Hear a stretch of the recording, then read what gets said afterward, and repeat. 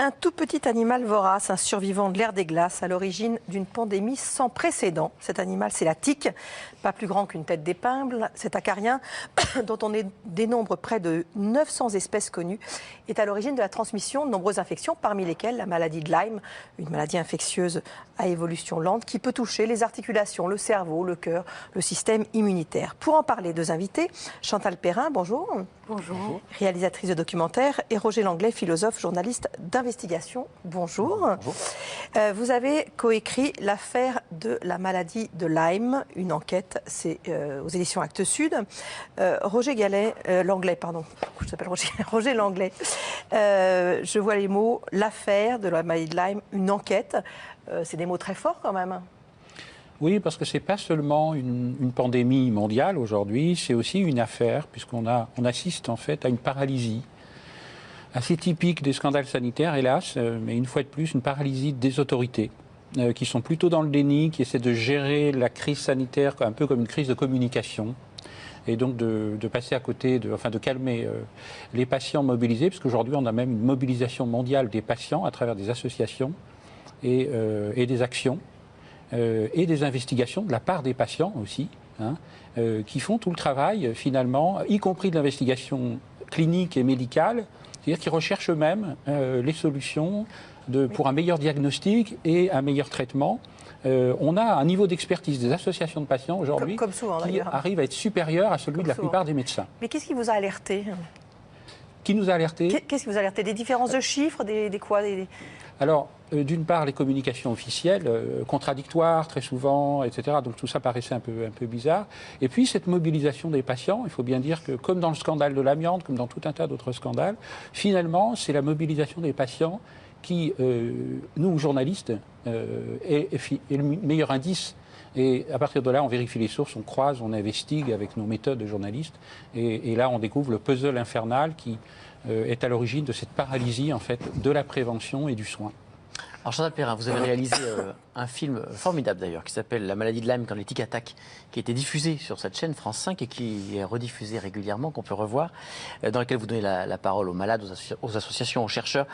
Qu'est-ce qui explique qu'on est face à un scandale sanitaire ? Généralement, quand il y a un scandale sanitaire, c'est que l'État, à un moment donné, a fait une erreur, a oublié d'interdire quelque chose. Là, on n'est pas dans un cas comme ça, c'est juste qu'on ne prend pas en compte l'évolution de la science, c'est ça le problème ? Oui, exactement. On met de côté toute une partie de la littérature scientifique, médicale qui existe pour finalement... Enfin, on met de côté 95%, puisque je crois qu'il y a 240 publications médicales qui prouvent que cette bactérie est résistante au traitement. Et la pomme de discorde, c'est chronique ou pas chronique. Est-ce que ça donne des maladies chroniques ou pas ? C'est ça. Voilà. Donc, les autorités médicales prétendent qu'en 3 semaines, on peut se débarrasser de cette maladie.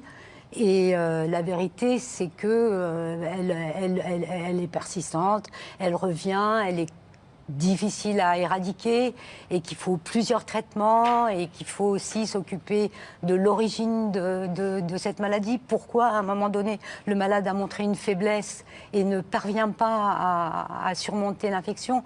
Donc, tout ça est assez complexe. Et l'enjeu, c'est quoi ? C'est d'éviter que l'assurance maladie ait à prendre en charge des milliers de patients que pour l'instant, elle ne prend pas en charge parce qu'on dit la maladie de Lyme, c'est 3 semaines, c'est pas 10 ans ? Oui, mais en même temps, c'est assez absurde parce que finalement, les médecins trouvent une autre cause qui passe auprès des médecins conseils, genre fibromyalgie, syndrome de fatigue chronique, enfin des noms de maladies qui sont un peu des symptômes pour moi, plutôt que... et donc là, finalement, le patient est pris en charge. Certainement pas comme il devrait être pris en charge, puisqu'on leur donne souvent des anti-inflammatoires et puis des antidouleurs qui ne viennent pas à bout de l'infection. Alors là, on parle des formes tardives, mais déjà, pour la forme aiguë qu'il faut prendre en charge et traiter, pourquoi on passe tellement souvent à côté du diagnostic ? Alors déjà, il y a une sous-formation, on veut dire même une absence de formation en réalité, du corps médical au diagnostic.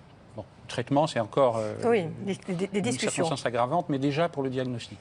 Il faut dire que le protocole qui est fixé, que doivent suivre les médecins aujourd'hui, il est issu de la conférence de consensus de 2006, C'est en gros une conférence de consensus qui a consisté à reproduire le protocole américain imposé par les grands assureurs aux États-Unis, qui, eux, voulaient une reconnaissance à minima pour avoir un minimum de patients à rembourser et un minimum de soins. C'est ça, la réalité historique, en fait, qui est derrière. Ce protocole, il faut absolument le réviser. Des rapports depuis ont été faits qui montrent qu'effectivement, il est totalement insuffisant. Il y a aussi le problème des tests. Le test ELISA en France ne permet que de repérer qu'une toute petite partie, en réalité, des patients infectés. Donc ça ne va pas non plus. Là aussi, on a des jeux de lobbying, on a des laboratoires qui sont là aussi et qui n'ont pas très envie que ça avance, et puis des autorités politiques qui, finalement, sont dans le syndrome de l'affaire du sang contaminé, c'est-à-dire qui ont peur du scandale, qui gèrent là, pour éviter aussi donc ce scandale qui consiste tout simplement à ne pas avoir agi avant, à ne pas suffisamment fait de prévention aussi, parce que c'est une carence énorme. Donc on est à la fois dans le sous-diagnostic, traitement trop court, que la sécurité sociale, d'ailleurs, veut maintenir, parce que là, on a une gestion à vue aussi. Comme d'habitude, dans les scandales sanitaires, on a peur aussi des conséquences économiques, en plus du politique. Donc tout ça contribue à un puzzle infernal. La situation est bloquée. Les patients commencent à être reçus par le ministère de la Santé, mais on sent bien que c'est encore de la communication, c'est-à-dire beaucoup de promesses et en réalité, très peu de choses. Parce que le scandale, il va être à venir. Si les autorités sanitaires, que ce soit dans notre pays ou ailleurs en Europe, réagissaient maintenant, on arriverait grosso modo à faire tasser l'affaire et à rattraper le retard. C'est ça qui est assez incompréhensible. C'est ce qui se passe aux États-Unis, puisque État par État, il y a des lois qui sont votées pour que les médecins puissent traiter en toute liberté.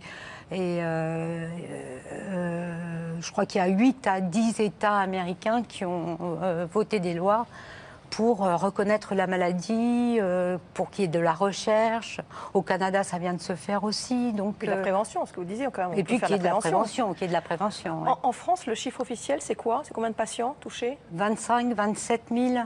Par an, oui. Par an, c'est-à-dire au moins 20 fois en dessous l'Allemagne, alors qu'on a une frontière très poreuse, des forêts un petit peu communes quand même, il faut bien dire. C'est-à-dire qu'en Allemagne, aujourd'hui, on en est en fait à 750 000 cas d'érythème migrants, la fameuse rougeur. C'est une façon de repérer qu'on a été piqué par une tique. Voilà, c'est typique donc de l'infection. Rouge. Et la tique ne passe pas la frontière?